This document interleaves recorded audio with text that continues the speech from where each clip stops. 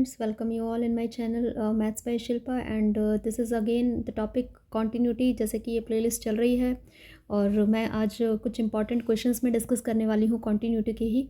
12th class का ये chapter है और जेई मेंस में भी काफ़ी इंपॉर्टेंट ये काम आता है। कुछ टिप्स एंड ट्रिक्स होती हैं जेई मेंस के लिए, आज मैं भी वो भी आपको बता दूंगी कि इन शॉर्ट आप कैसे चेक कर सकते हैं। तो वीडियो में आखिर तक आप बने रहिएगा ताकि आप शॉर्ट ट्रिक्स मिस ना कर दो कि इंपॉर्टेंट जो 1 मार्क के जो क्वेश्चंस आते हैं उनमें आप शॉर्ट ट्रिक्स अप्लाई करके आप चेक कर सकते हैं। और 3 नंबर का आता है तो आपको कंप्लीट सोल्यूशन करना पड़ता है और बहुत ही इंपॉर्टेंट ये कॉन्सेप्ट है। 3 नंबर का पेपर में कवर होता है। इस पर इसकी जो कंडीशन होती है कॉन्टीन्यूटी की, उस पर मैं लेक्चर बना चुकी हूँ, तो आप वो ज़रूर ले लीजिए ताकि आपको ये टॉपिक बहुत ईजिली समझ में आ जाएगा, अच्छे से समझ में आएगा। इससे पहले मैं डिफरेंशिएबिलिटी पर भी मैंने लेक्चर अपलोड कर दिया है, तो वहाँ से जाकर आप चेक कर सकते हैं। तो चलिए शुरू करते हैं आज की वीडियो को। तो सबसे पहली बात मैं थोड़ा सा आपको अगर डिटेल दूँ कि 3 कंडीशन होती हैं, 3 चीज़ें होती हैं जो हमें कंटिन्यूटी के लिए चेक करनी होती हैं। अब देखिए मैंने एनसीईआरटी यहाँ पर ओपन किया हुआ है। मैं कुछ आज इंपॉर्टेंट क्वेश्चंस को डिस्कस करने वाली हूँ जो एग्जाम पॉइंट ऑफ व्यू से इंपॉर्टेंट होते हैं। मैंने क्वेश्चन लिया है क्वेश्चन नंबर 7। ओके, उसने पूछा है कि find all point of discontinuity of F. तो सबसे पहली बात हमें ये चेक करना है कि हमें किस किस पॉइंट पर चेक करना है। अब देखिए यहाँ पर मेरे पास कौन कौन से पॉइंट है, एक तो -3 है और एक 3 है। ये 2 अलग पॉइंट्स हैं, तो हमें देखना है कि -3 के लिए फंक्शन सब पर डिफाइन है या नहीं है। सब पर डिफाइन मतलब इसका मतलब होता है कि ग्रेटर देन -3 के लिए भी डिफाइंड है, लेस देन -3 के लिए और इक्वल टू पर भी वो डिफाइंड है। अगर तीनों वैल्यूज़ के लिए डिफाइन होगा तो हम उस पॉइंट पर चेक करते हैं, अदरवाइज हम चेक नहीं करते। उसी तरीके से 3 पर भी आप देख सकते हैं, 3 पर लेस के लिए भी डिफाइंड है और ग्रेटर के लिए और इक्वल टू के लिए भी। तो तीनों कंडीशन हम इसमें लगा पाएंगे, इसीलिए हम इन दोनों पॉइंट पर चेक करेंगे। ओके, तो हम सबसे पहले टू चेक ऐसे लिखते हैं हम, to check continuity of f x at x is equal to -3। हम -3 पर चेक कर रहे हैं, तो सबसे पहली बात हम क्या निकालते हैं, हम सबसे पहले LHL निकालते हैं। LHL का जो फॉर्मूला होता है वो क्या होता है, limit x tends to a minus, जैसे कि मैंने प्रीवियस वीडियो में आपको बता दिया है, इससे पहले मैंने डिफरेंशिएबिलिटी का भी डाल दिया है। तो ए माइनस का मतलब होता है A is the point on which we are checking the limit. A क्या है हमारे पास, -3 है, तो हमने यहाँ पर लिखा -3 माइनस, ये एरो होता है। Okay, x tends to -3 minus, और -3 से कम के लिए अब हम फंक्शन पर जाएंगे। फंक्शन पर हम देखेंगे इसकी -3 से कम के लिए वैल्यू क्या है। -3 से कम के लिए फंक्शन ये है हमारे पास, आप देख सकते हैं, है ना। तो हम यहाँ पर एफ एक्स की जगह क्या डाल देंगे, mod x + 3। In the next step हमें सिर्फ क्या करना है, हम लिमिट डालकर देखेंगे, हम mod -3 + 3, तो कितना आया हमारे पास, 3 + 3 that is equal to 6। Okay, तो अब हम निकालेंगे RHL। तो सबसे पहले आपको LHL और RHL निकालना होता है। Limit x tends to a + fx, ये हमारे पास इसका फॉर्मूला होता है। a माइनस और a+ का सिर्फ मतलब इतना होता है कि -3 से थोड़ा सा कम और थोड़ा सा ज़्यादा पर हम चेक कर रहे हैं। थोड़ा सा का मतलब है कि जस्ट नियर अबाउट टू -3, तो इसीलिए हम जो लिमिट डालते हैं वो -3 ही डालते हैं। ओके, तो -3 प्लस लिख दिया। -3 से ज़्यादा के लिए फंक्शन हम देख सकते हैं, -3 से ज़्यादा ये वाला आएगा जिसके लिए फंक्शन की वैल्यू -2x है। तो हमने क्या किया है, हमने यहाँ पर -2x डाल दिया, that is equal to -2 into -3, तो वैल्यू क्या आ गई हमारे पास 6। ओके, फिर हम उस पॉइंट पर भी चेक करेंगे, limit x tends to a f x. तो हम तीनों के लिए चेक करते हैं, कम के लिए, ज़्यादा के लिए, उस पॉइंट पर भी। -3 जब फंक्शन -3 के इक्वल है, एक्स की वैल्यू -3 के इक्वल है, तो फंक्शन अगेन हमारे पास क्या है, mod x + 3 है। तो हम यहाँ पर क्या डाल देंगे, mod x + 3। ओके, तो mod -3 + 3, वैसे तो हमारे पास अगर LHL और RHL इक्वल आ जाता है तो ये डेफिनेटली इक्वल ही आता है, लेकिन फिर भी हमें चेक करके दिखाना पड़ेगा। ओके, हमने देखा कि तीनों वैल्यूज़ हमारे पास सेम आ चुकी हैं। So how will you write, as we can see, आप लिखेंगे यहाँ पर कि this implies limit x tends to -3 minus f x is equal to limit x tends to -3 plus f x is equal to limit x tends to -3। अगर आपको video समझ में आ रही है तभी आप लाइक करना, चैनल को सब्सक्राइब कर देना और शेयर कर देना अपने दोस्तों को, ताकि उन्हें भी हेल्प मिल पाए। ओके, तो लेकिन लाइक तभी करना अगर आपको वीडियो अच्छी लगे, और कमेंट करके ज़रूर बताना कि आपको वीडियो कैसी लगी। ओके, तो ये तीनों कंडीशन अगर हमारे पास ट्रू हो जाती हैं तो हम क्या कहेंगे, this implies function is continuous at x is equal to -3। Okay, then we will start to check at 3 also. मैंने आपको बताया कि 3 पर भी हम चेक करेंगे क्योंकि 3 की हर उसके लिए वो डिफाइंड है, तो हम फंक्शन को ये इस्तेमाल करेंगे, भाई लेस देन 3 के लिए हम -2x लेंगे, 3 से ज़्यादा के लिए फंक्शन ये लेंगे और 3 के इक्वल पर भी यही लेंगे। ओके, साइड में क्वेश्चन लिखा हुआ है तो हम वहाँ से देख सकते हैं, बार बार हमें ऊपर नीचे करने की ज़रूरत नहीं है, तो हम वहाँ से देख लेंगे। ओके, नाउ टू चेक, आप बिल्कुल वैसे ही लिखेंगे टू चेक, क्योंकि इसमें लिखना सीखना बहुत ज़रूरी है। To check continuity at x is equal to 3 now. Okay, हम 3 पर चेक कर रहे हैं, तो अब देखिए यहाँ पर LHL अगेन हमने निकाला, limit x tends to a minus f x. Okay, A से कम के लिए मीन्स ए की जगह हमने 3 डाल दिया, 3 से कम के लिए फंक्शन क्या है हमारे पास, -2x है, हमने -2x डाल दिया। सो -2 × 3 दैट इज इक्वल टू हमारा कितना आ गया, -6 नहीं -6, मैं इसको रब कर देती हूँ। ओके, तो कितना आएगा हमारे पास -6। ओके, अब हम क्या निकाल रहे हैं, आर एच एल निकाल रहे हैं। R H L limit x tends to a plus f x, है ना। ए प्लस एफ एक्स का क्या मतलब हो जाएगा, 3 से ज़्यादा के लिए मीन्स 3 से ज़्यादा के लिए फंक्शन क्या है हमारे पास, यू कैन सी 6x + 2। आपको कोई भी क्वेरी है तो मुझे कमेंट सेक्शन में बताना। तो यहाँ पर हम देख सकते हैं कि 3 से कम के लिए हमारे पास फंक्शन की वैल्यू -6 आई थी, 3 से ज़्यादा के लिए हम डाल रहे हैं तो 6 × 3 + 2 यू कैन सी, तो 20 आ रहा है हमारे पास। तो हमने देखा कि LHL RHL के इक्वल नहीं है, तो हम वहीं पर स्टॉप हो जाएंगे। ओके, तो हम क्या कहेंगे, so this implies function is not continuous, और you can write it as discontinuous. Okay, आप नॉट कॉन्टीन्यूस की जगह डिसकॉन्टीन्यूस भी लिख सकते हैं, डिसकॉन्टीन्यूस एट x = 3। तो उसने ये नहीं पूछा था कि फंक्शन कॉन्टीन्यूस किस पर है, आप क्वेश्चन को ज़रा ढंग से रीड कर लेना। उसने ये पूछा है कि फंक्शन पॉइंट ऑफ डिसकॉन्टीन्यूटी, तो पॉइंट ऑफ डिसकॉन्टीन्यूटी सिर्फ क्या आया ना, सो पॉइंट ऑफ डिसकॉन्टीन्यूटी। तो आप ये ज़रूर देखना कि क्वेश्चन में पूछा क्या है, point of discontinuity is x = 3। अगर इस पर भी फंक्शन कॉन्टीन्यूस आ जाता तो हम कहते हैं no point of discontinuity. Okay, तो this the way to write. Okay, next question हमने ले लेते हैं, इंपॉर्टेंट है जो एग्जाम्स के लिए, मॉड वाला जो ये क्वेश्चन है ना, ये मॉड वाला क्वेश्चन बड़ा ही इंपॉर्टेंट होता है। ये जो क्वेश्चन नंबर 8 है, क्वेश्चन नंबर 8 क्या है, अब देखिए यहाँ पर f(x) is equal to mod x upon x when x not equal to 0 and 0 when x is equal to 0।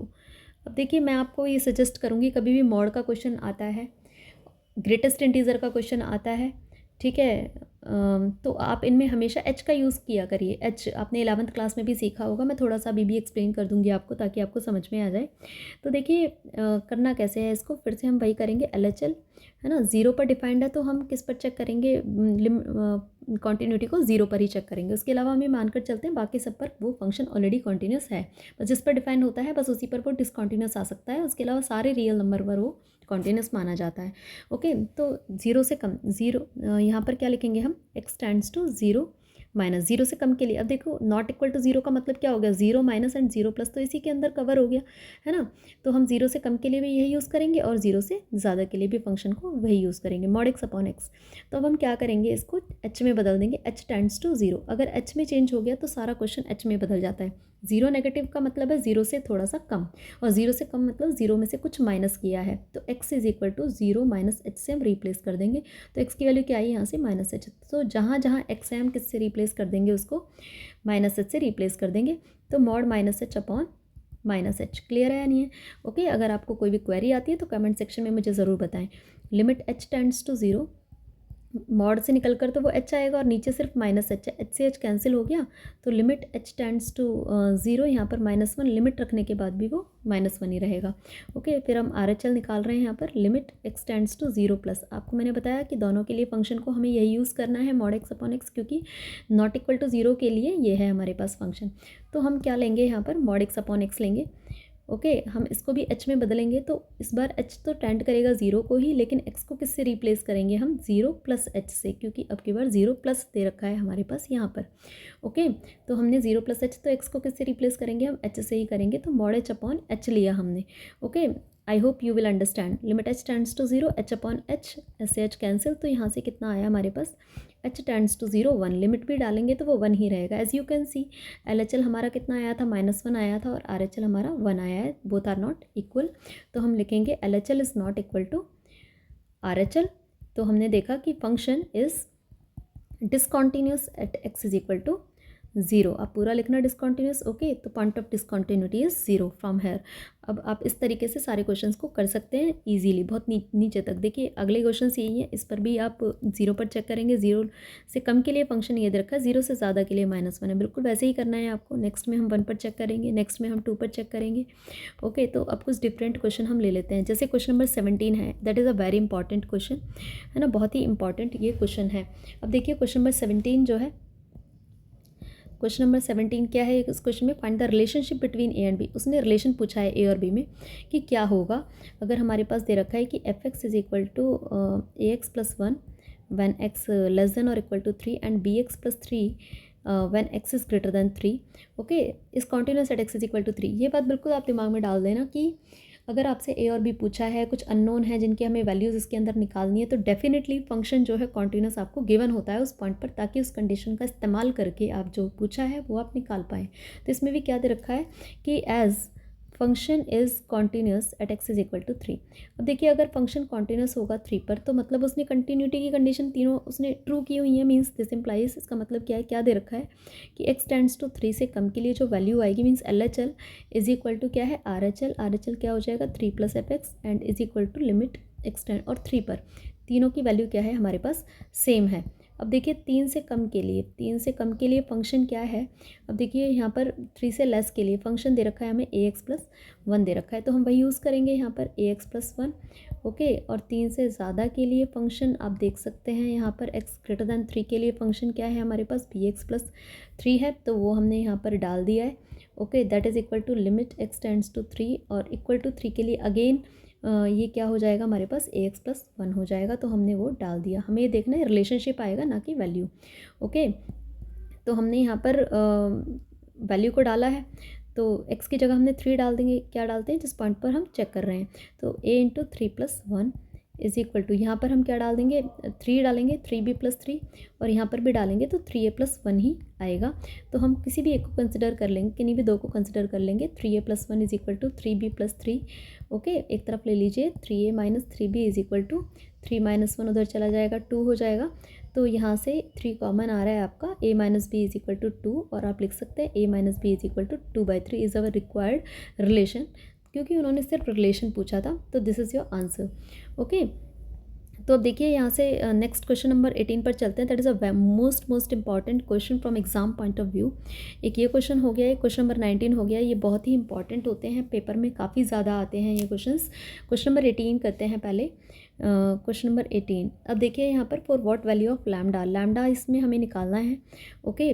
Defined by, हमें क्या दे रखा है कि f x is equal to lambda x square minus 2x when x less than or equal to 0 and 4x plus 1 when x greater than 0 is continuous at x is equal to 0। उसने कहा है कि lambda की क्या value होनी चाहिए कि function continuous होगा 0 पर। मैंने आपको अभी भी बताया था कि अगर आपसे पूछा जाता है ना कि ए निकालो, बी निकालो, लैम्डा निकालो, तो डेफिनेटली उसमें क्वेश्चन जो है कॉन्टिन्यूस आपको गिवन ही होगा, ताकि आप कंडीशन का इस्तेमाल कर पाओ। एज़ कैसे लिखते हैं, एज एफ एक्स में मैंने ऊपर भी कई बार बता दिया है, तो मैं थोड़ा सा जल्दी करूँगी इस क्वेश्चन को। तो आप सीधा लिमिट एक्स टेंड्स टू 0 से कम के लिए, अब देखिए 0 से कम के लिए फंक्शन में डायरेक्टली लिख रही हूँ, ऊपर मैंने कंडीशन बिल्कुल क्लियरली लिख कर आपको एक बार बता दी है। तो यहाँ पर 0 से कम के लिए lambda into x square minus 2x हो गया, ओके। और 0 से ज़्यादा के लिए फंक्शन हमारे पास क्या है, 4x प्लस 1 है, और 0 पर फिर से वो रिपीट करता है, लिमिट एक्स टेंड्स टू 0। 0 पर फिर से फंक्शन क्या हो जा रहा है हमारे पास, lambda into x square minus 2x, okay. अब हम क्या करते हैं, लिमिट डालते हैं। अब भाई जब हम इसमें लिमिट डाल रहे हैं, लिमिट क्या डालेंगे हम, 0 डालेंगे, ओके। अगर हम यहाँ पर 0 डाल रहे हैं तो lambda into 0 square minus 2 into 0, यही तो आएगी, है ना। और 0 से ज़्यादा के लिए इसमें डालेंगे तो यहाँ पर सिर्फ 1 आया।